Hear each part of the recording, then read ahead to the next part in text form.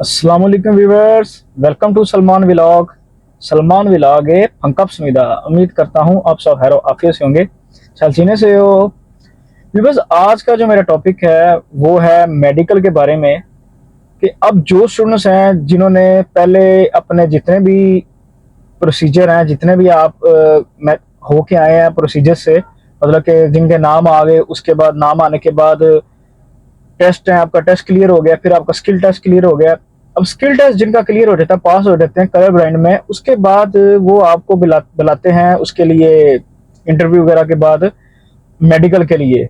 आप मेडिकल करवाएं अपना, जो उन्होंने लेबॉर्ट्रीज बताई होती हैं, ठीक है, उन लेबॉर्ट्रीज से अपना मेडिकल करवाने के बाद फिर आपने रोस्टर फॉर्म जमा करवाना था। आपकी रिपोर्ट उनके पास ऑटोमेटिकली वो खुद ही भेज देते हैं।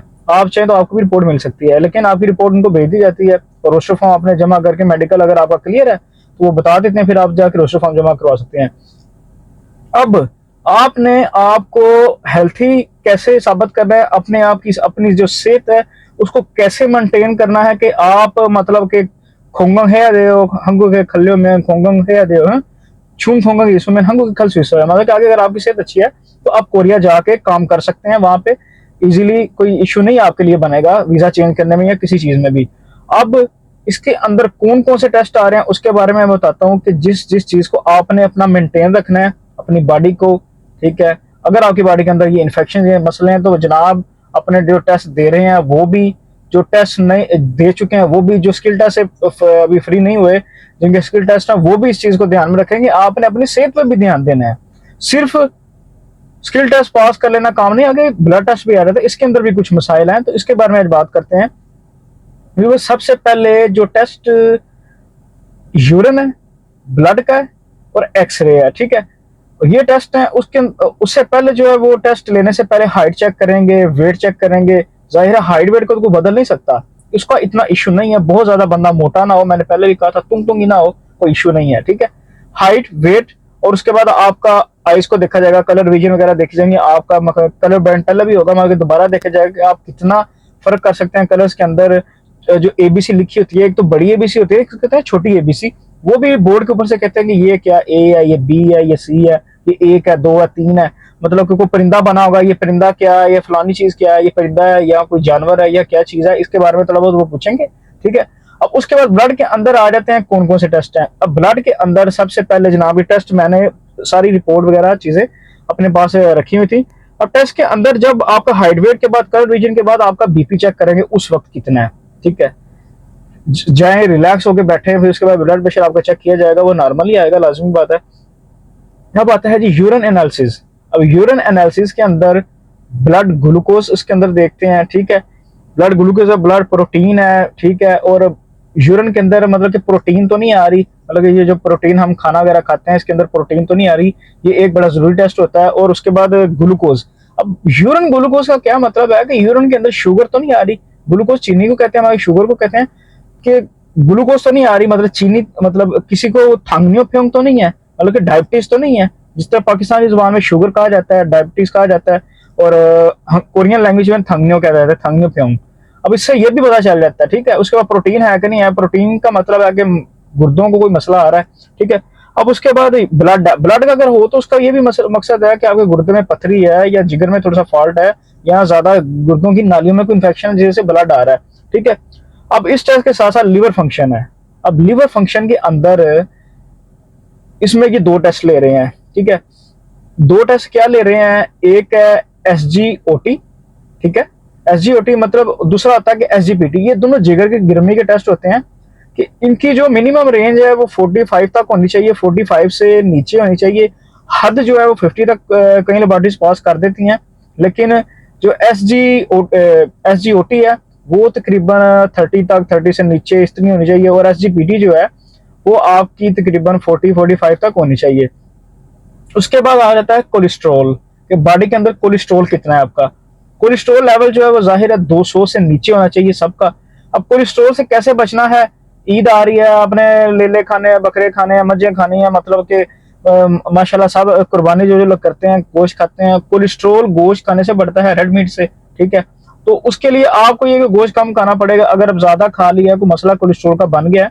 अब कोलेस्ट्रॉल क्या प्रॉब्लम क्रिएट करता है कि वो दिल के अंदर ना बीमारी पैदा करता है, क्लॉट बन जाते हैं कोलेस्ट्रॉल की वजह से, तो जिसकी वजह से हार्ट प्रॉब्लम बन जाती है। इसलिए कोलेस्ट्रॉल का टेस्ट जो है वो ज़्यादा ज़रूरी होता है इसके अंदर। अब आगे आ जाएगी हेमाटोलॉजी, ठीक है, वो टेस्ट भी करते हैं। अब इसके अंदर ये है कि बॉडी में कोई इन्फेक्शन है, कोई जर्म्स है, कोई बैक्टीरिया वगैरह, कोई इस तरह की चीज़ तो नहीं है। हेमाटोलॉजी के अंदर ये चीज़ चेक होगी। फिर उसके बाद आपका ब्लड ग्रुपिंग भी होगा कि आपका ए पॉजिटिव है, बी पॉजिटिव है, ए नेगेटिव है, बी नेगेटिव है, या कौन सा ब्लड ग्रुप है, ये भी आपका उसके अंदर ही चेक हो जाएगा, ठीक है। चेस्ट एक्सरे है, वो चेस्ट का एक्सरे लिया जाएगा, मतलब कि आपकी चेस्ट के ऊपर आपके नालियों में आगे पीछे कहीं कोई बलगम तो नहीं जमी हुई, मतलब कि टीबी का मर्ज तो नहीं है, या चेस्ट के अंदर कोई इन्फेक्शन तो नहीं है, कोई इश्यू तो नहीं है। वो चेस्ट एक्सरे भी जो है उन्हें भेज दिया जाता है, वो भी वो चेक करते हैं। अब उसके बाद जनाब हेपेटाइटिस, हेपेटाइटिस बी, सी, और उसके बाद एक ऐसा टेस्ट होता है हेपेटाइटिस के साथ ही कोई प्रॉब्लम आ गई थी हेपेटाइटिस की, तो अगर आपने उसको क्लियर कर लिया है तो जाहिर है जब एंटीजन से किया जाता है सीरम के साथ, तो वो प्रॉब्लम पिछली नजर आ जाती है कि इस बंदे को हेपेटाइटिस था।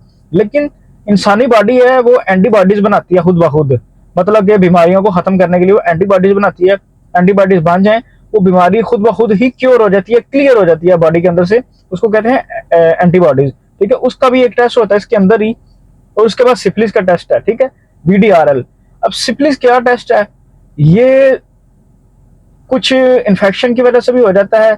ज्यादातर जो लेबोरेटरीज रिसर्च जो बताते हैं इसके ऊपर कि ये किस तरह इंसान इन्फेक्टेड होता है, ये एक डिजीज है, मतलब सेक्सुअल डिजीज है, उसकी वजह से ये बंदे को ये डिजीज हो सकती है, ठीक है।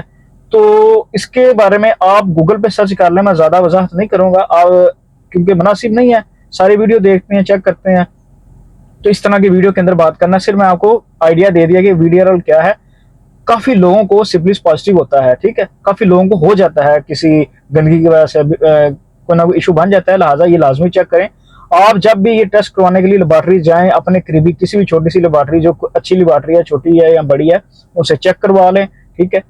और जब आपका सारा कुछ आप उसमें फिट आते हैं, तो आपने जब इन बड़ी लेबोरेटरियों के पास जाना है, इनसे टाइम लेके जाएं, उधर जाके जब अपना टेस्ट करवाएं। आप पहले से ही फिट हो तो आपको पता होगा मैं फिट हो रहा हूँ, क्योंकि इनकी 4,000 पहले फीस थी लास्ट ईयर, उससे पहले भी तकरीबन 4,000 थी लास्ट ईयर का, 4,000 ऊपर नीचे ले रहे थे। अब का पता नहीं है 5,000, 5,500 या 6,000 तक इनकी फीस ना होगी। और लिहाजा इन चीजों से बचने के लिए आप अपने आप को पहले क्लियर करें, मेंटेन करें। किसी की SGOT जो है, SGPT, SGOT किसी की 90 आ रही है, किसी की 100 आ रही है, 125 आ रही है, तो वो बहुत ज्यादा है। उसको कम करने के लिए आपको काफी ज्यादा मेहनत करनी पड़ेगी, जतन करने पड़ेंगे, परहेज करनी पड़ेगी, गोश्तों से, इन चीजों से काफी परहेज करनी पड़ेगी, बाजारी खानों से चीजों से परहेज करनी पड़ेगी। लिहाजा अपने आप को वक्तन फवक्तन चेक करवाते रहें। करवा ली, फिर 2 हफ्ते बाद, 3 हफ्ते बाद करवा ली, उसके लिए इसकी जो एहतियातें हैं वो मैं आपको इंशाल्लाह नेक्स्ट वीडियो में बताऊंगा।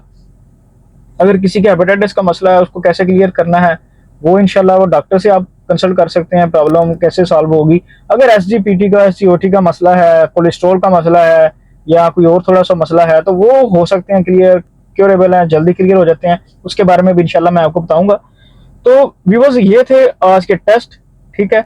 मेडिकल जो होना है, मेडिकल बहुत जरूरी है, इस पे भी तो जो लाजमी आपने रखनी है, इसको इजी नहीं लेना, प्रॉब्लम बन जाती है लड़कों के लिए इसको क्लियर करवाना, फिर वो बड़ा परेशान होते हैं एंड में जाके। अभी आपको भी परेशान नहीं, पाकिस्तानी की आदत है कि शुरू में वो टेंशन नहीं लेते, कहते हैं जी अल्लाह खैर करेगा, जब क्लियर करीब हो जाते हैं तो फिर मसला बन जाता है उनके लिए, ठीक है। व्यूअर्स आज की थी ये वीडियो टेस्टों के रिलेटेड, मेडिकल के रिलेटेड। इंशाल्लाह नेक्स्ट वीडियो के अंदर हम जानेंगे कि अगर कोई प्रॉब्लम बन जाती है तो उसको हम कैसे क्लियर करेंगे, ठीक है व्यूअर्स। जिन जिन लोगों ने चैनल को सब्सक्राइब नहीं किया, चैनल को सब्सक्राइब करें, लाइक करें, शेयर करें, और अपने दोस्तों के साथ, करीबी दोस्तों के साथ लाजमी शेयर करें। जो लोग इन चीज़ों को नहीं जानते, आगे पीछे पूछ के बेचारे खज्जल हो रहे हैं, खवार हो रहे हैं, जिन्हें नहीं पता, उन्हें व्हाट्सएप ग्रुपों में ऐड करें, हमारे ग्रुपों में ऐड करें। इंशाल्लाह ताला मिलते हैं नेक्स्ट व्लॉग में एक नई वीडियो के साथ। अल्लाह हाफिज। अनेक हंसे हो, खोंगन हंसे हो, ये भी लाजमी था।